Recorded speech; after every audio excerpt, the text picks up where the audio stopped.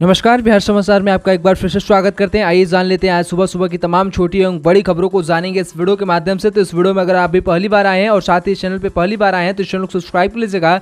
इस वीडियो को लाइक नहीं किए होंगे तो इस वीडियो को लाइक कर आगे ज़्यादा से ज़्यादा शेयर कर दीजिएगा। और आइए जान लेते हैं पूरी खबर विस्तार से। तो उससे पहले एक नज़र हेडलाइन पर डाल लेते हैं। तो शुरुआत हेडलाइन से। बेहद बड़ी खबर सामने निकल कर आ रही है। ईडी की चार्जशीट सिर्फ फॉर्मेलिटी है, लैंड फॉर जॉब केस टिक नहीं पाएगा। तेजस्वी यादव की तरफ से बड़ा बयान सामने आया है। क्या है पूरी खबर बताएंगे विस्तार से। साथ ही साथ बहुत बड़ी खबर सामने निकल कर आ रही है। उपेंद्र कुशवाहा के साथ राज्यसभा कौन जाएगा, बीजेपी और जेडीयू में ऐसे तय होगा उपचुनाव का फॉर्मूला। क्या है पूरी खबर बताएंगे विस्तार से। साथ ही मुसलमानों से नफरत तो शेख हसीना से लगाव क्यों, पप्पू यादव ने बांग्लादेश संकट पर पीएम मोदी को घेरा। क्या है पूरी खबर बताएंगे विस्तार से। साथ ही कि गिरिराज सिंह ने एक बार फिर से कहा कि जब किसी ने औरंगजेब बनने की कोशिश की है तो महाराणा प्रताप आए हैं। गिरिराज सिंह की तरफ से बड़ा बयान सामने आया। साथ ही कि एक बार फिर से बिहार में इस हफ्ते जमकर बरसेंगे मानसून, पटना से लेकर औरंगाबाद और किशनगंज तक भारी बारिश का अलर्ट। साथ ही एक और बड़ी खबर सामने निकल कर आ रही है। विनेश आब्दे की फोगाट के साथ कहीं देश में ही साजिश तो नहीं हुई, पप्पू यादव ने नीता अंबानी पर उठाए सवाल। क्या है पूरी खबर बताएंगे विस्तार से। साथ ही कि संन्यास ले चुकी अश्विनी चौबे बोले कि युवाओं को चुनावी में मौका दे, 70 साल पार कर चुके नेता। क्या है पूरी खबर बताएंगे विस्तार से। तो ये थी सुर्खियां, इन तमाम खबरों को जानेंगे विस्तार से। तो उससे पहले इस वीडियो को लाइक नहीं किए होंगे तो इस वीडियो को लाइक कर चैनल को सब्सक्राइब कर लीजिएगा। और इस वीडियो को आगे ज्यादा से ज्यादा व्हाट्सएप, फेसबुक अपने दोस्तों के पास इस वीडियो को शेयर कर दीजिएगा। तो आइए जान लेते हैं पूरी खबर विस्तार से।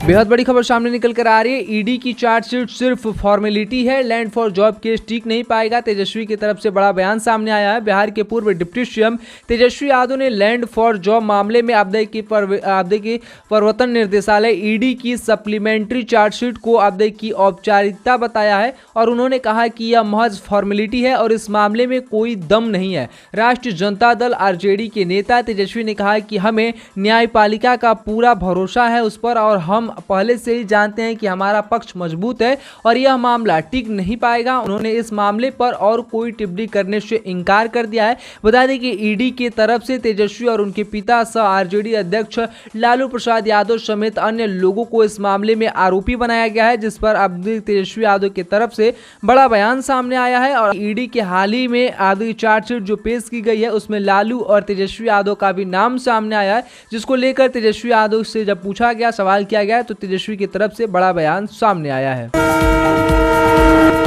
बेहद बड़ी खबर यह भी सामने निकल कर आ रही है। उपेंद्र कुशवाहा के साथ राज्यसभा कौन जाएगा, बीजेपी और जेडीयू में ऐसे तय होगा उपचुनाव का फॉर्मूला। बिहार की 2 राज्यसभा सीटों पर उपचुनाव की घोषणा होगी। दोनों सीटें एनडीए के खाते में जाना तय है। एक सीट पर राष्ट्रीय लोक मोर्चा के राष्ट्रीय अध्यक्ष उपेंद्र कुशवाहा की उम्मीदवारी की घोषणा पहले ही हो चुकी है।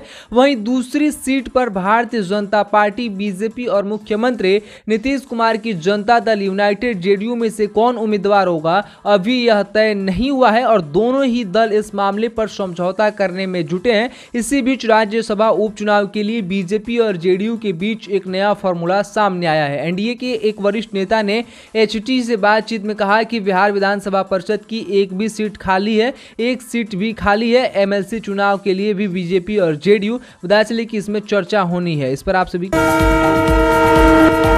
बेहद बड़ी खबर सामने निकल कर आ रही है। मुसलमानों से अगर नफरत है तो शेख हसीना से लगाव क्यों, पप्पू यादव ने बांग्लादेश संकट पर पीएम मोदी को घेरा है। बिहार के पूर्णिया से निर्दलीय सांसद पप्पू यादव ने बांग्लादेश संकट पर एक बार फिर से प्रधानमंत्री नरेंद्र मोदी को घेरा है और उन्होंने आरोप लगाया कि पीएम मोदी भारत के मुसलमानों, एससी, एसटी और कमजोर वर्ग के लोगों से नफरत करते हैं। वहीं दूसरी ओर बांग्ला में शेख हसीना से उन्हें लगाव है। आखिर इसका कारण क्या है।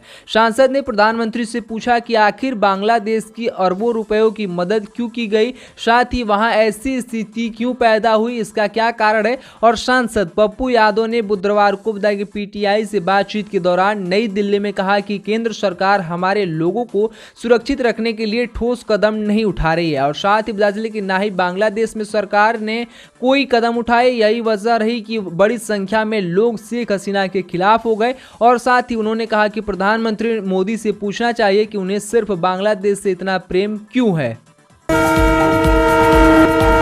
बेहद बड़ी खबर यह भी सामने निकल कर आ रही है। जब किसी ने औरंगजेब बनने की कोशिश की, महाराणा प्रताप आए। गिरिराज सिंह का सलमान, अब देखिए खुर्शीद की खुर्शीद को चेतावनी। बता चले कि बांग्लादेश संकट के मुद्दे पर बयान देने के बाद कांग्रेस नेता सलमान खुर्शीद विवाद में आ गए हैं। केंद्रीय मंत्री गिरिराज सिंह ने खुर्शीद को चेतावनी देते हुए कहा कि जब जब किसी ने भारत में औरंगजेब बनने की कोशिश की है तो महाराणा प्रताप आए हैं। उन्होंने लोकसभा में नेता प्रतिपक्ष राहुल गांधी पर भी निशाना साधा और कहा कि उनकी पार्टी बांग्लादेश में हिंदुओं पर हो रहे अत्याचार के बारे में कुछ नहीं बोल रही है। बता दें कि सलमान खुर्शीद ने कहा कि बांग्लादेश में हो रहा है वह भारत में भी हो सकता है। ऐसे में केंद्रीय मंत्री गिरिराज सिंह ने बुधवार को संसद परिसर में मीडिया से बातचीत के दौरान की कांग्रेस नेता सलमान खुर्शीद पर जमकर निशाना साधते हुए नजर आए। उन्होंने कहा कि दुर्भाग्य है कि इस देश के जो विपक्ष है वह वोट के लिए बेहद बड़ी खबर यहाँ भी सामने निकल कर आ रही है। बिहार में इस हफ्ते जमकर बरसेंगे मानसून। पटना से औरंगाबाद और किशनगंज तक भारी बारिश का अलर्ट जारी किया गया है। बारिश की कमी झेल रहे बिहार में मानसून अपने पूरे वेग में आ गया है और पिछले कुछ दिनों से राज्य भर में अच्छी बारिश होने से किसान समेत आम लोगों के चेहरे खिल उठे हैं और सूबे में इस सप्ताह जमकर बरसात होने के आसार है। मौसम विभाग ने अगले 2 से 3 दिनों के बीच पटना से लेकर किशनगंज और औरंगाबाद से लेकर बांका तक भारी बारिश की शंका है।